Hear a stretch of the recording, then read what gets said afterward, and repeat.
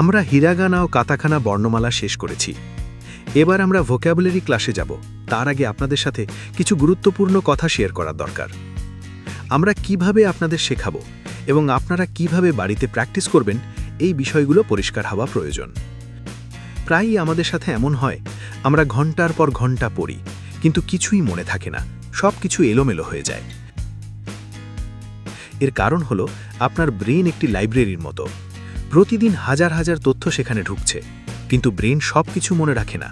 সে filter করে, যা জরুরি মনে হয় তা রেখে দেয়, আর যা অপ্রয়োজনীয় মনে হয় তা মুছে ফেলে। তাহলে প্রশ্ন হচ্ছে, ব্রেনকে কিভাবে বোঝাবেন কোনটা গুরুত্বপূর্ণ? এখানেই আছে 5টি শক্তিশালী স্টেপ। প্রথম স্টেপ, সঠিক সময় ফোকাস ব্যবহার করুন।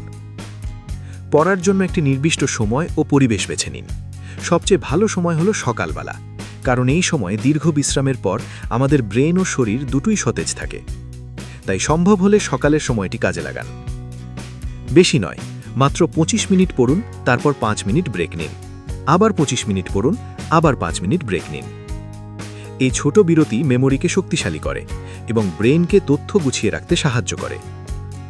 দ্বিতীয় স্টেপ, বড় জিনিসকে ছোট ছোট ভাগে ভাগ করুন। একটি পুরো অধ্যায় একসাথে মুখস্থ করতে গেলে কিছুই মনে থাকবে না, তাই অধ্যায়কে ছোট ছোট অংশে ভাগ করুন। যদি কোনো অধ্যায়ে 30টি ভোক্যাবুলারি থাকে, তবে 10টি করে ভাগ করুন। প্রথম 10টি শেষ করে 5 মিনিট ব্রেক নিন। এরপর চোখ বন্ধ করে নিজেকে প্রশ্ন করুন, সবগুলো শব্দ মনে পড়ছে কিনা। এই রিট্রিভাল প্রসেসই মেমোরিকে শক্তিশালী করে। এক সময় ব্রেন এগুলোকে এক ইউনিটে পরিণত করে। এটাকে জাপানিতে বলা হয় চাঙ্কিং পদ্ধতি। তৃতীয় স্টেপ, নিয়মিত রিভিশন করুন। বিশেষ করে আগের দিন যা পড়েছেন তা অবশ্যই রিভিশন করবেন। চতুর্থ স্টেপ, পর্যাপ্ত বিশ্রাম নিন। আপনাকে অবশ্যই পর্যাপ্ত ঘুমাতে হবে। ঘুমের অভাবে মস্তিষ্ক সঠিকভাবে কাজ করতে পারে না, তাই ভালো ঘুম পড়াশোনায় খুব সহায়ক। পঞ্চম স্টেপ, যত বেশি ইন্দ্রিয় ব্যবহার করবেন, তত বেশি ব্রেন শক্তিশালী হবে। শুধু পড়বেন না, দেখুন, শুনুন, লিখুন। ভিজুয়াল, অডিও এবং টাচ, এই 3টে একসাথে ব্যবহার করুন। কিছু শিখলে তা জোরে পড়ুন, ছবি কল্পনা করুন, নোট লিখুন।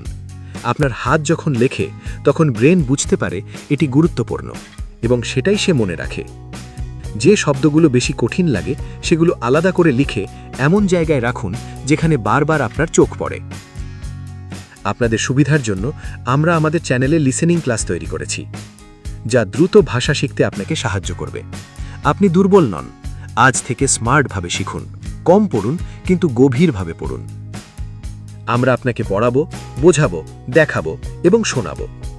আপনার সবগুলি ইন্দ্রিয় ব্যবহার করে আপনাকে জাপান যাত্রার জন্য প্রস্তুত করে তুলতে সর্বাস্তব চেষ্টা করে যাব। মনে রাখবেন, মেমোরির শক্তি কোনো ট্যালেন্ট নয়, এটা একটা স্কিল, আর এই স্কিল শেখা যায়। আমাদের চ্যানেলের প্লেলিস্টে ধারাবাহিকভাবে ক্লাসগুলি এইভাবে সাজানো রয়েছে: ভোক্যাবুলারি, গ্রামার এবং লিসেনিং।